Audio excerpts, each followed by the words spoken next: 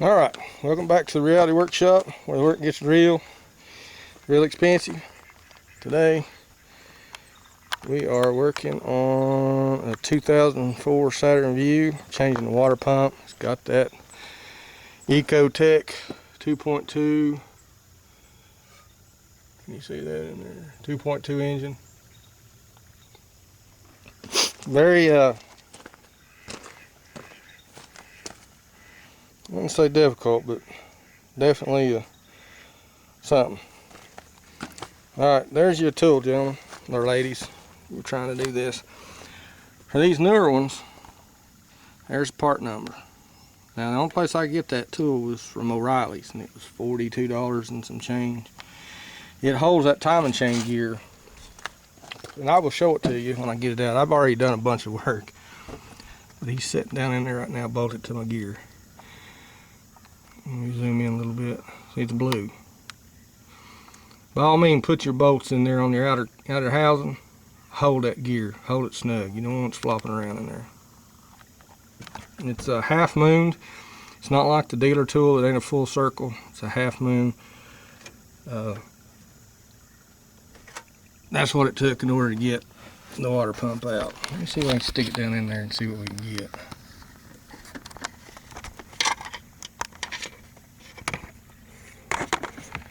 We can get inside there. Alright, that's where the back of your water pump goes in, and that's what we're holding. We're holding that gear. If we let that gear loose, you're going to have to do it. You're going to tear the front of the motor down and go into the timing and go through a whole bunch of another hoo-ha. But that's the back of the engine towards exhaust. You got to take the exhaust manifold off. It makes it much easier. I mean, you don't have to. I guess you could do it without it, but I don't see how. Of course, I didn't try. Went ahead and took it off like I was told to take it off, and it come right out the top. That's the back. That's the gear we're holding from the front with that tool. Without it, you're gonna get yourself in a whole bunch of other work. It's gonna cost you. Now right now I've got about $250 tied up in this job. Gaskets and that special tool, I'll probably only change this one time. And then be another $40 tool sitting in my toolbox that I won't never see again. But you got to have that tool. They wanted $500 to change that pump at another place that I like taking my stuff. But that's the pump. You have to have that alignment tool. I just took a 6mm by 1.00 thread pitch by 60 or 50 inches, or 50 millimeters, what, a couple of inches long, and ground the head off of it, put a taper on it, thread that in. I should be able to line this up. Sorry I didn't have the whole video for it, but I'm just going to hit the highlights.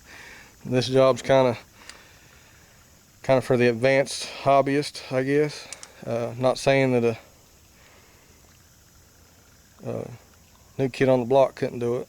You just have to get him a book and read and watch, some videos. You got to watch these videos. Some of these videos I watched on YouTube before I done this didn't tell me about the tool. These older E-Tech engines, apparently, from what I've seen, they had to tear the whole front covers off to get to this water pump bolts and drop the chain and everything and retime it, which, man, I'm glad I don't have one of those. I actually had an access panel. As you can see, that blue thing, here's the cover for it right there. I have an access panel for that. And that made it a lot easier without having to tear the whole front of this engine down. I don't know what a dealership would charge you to do one. I'd say it'd be quite expensive, but even at $500, that's insane for me in a water pump. I'm old school, so. But here on the back, it tells you on the back of this puller, it says, well, you guys can read just as good as I can, probably better. The pin's not included, but it gives you instructions, if you.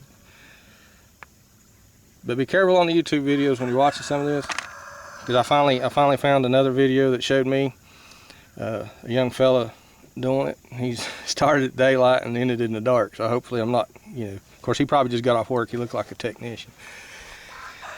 But anyhow, that's the new pump, that's the old pump, and these gaskets are very important. They get flat, you put new ones on there. I couldn't reuse that one. You can tell that one's already been squashed in place. I am gonna have to use the one on the heater core, I mean the crossover tube there with the thermostat. But I got some stuff that I'll use on that. I'll show you. I use it on a lot of boat motors. It's about the only thing that will stick good with aluminum and not create a whole lot of problems. But anyhow, I still got a few hours to go, and I'm gonna get back at it.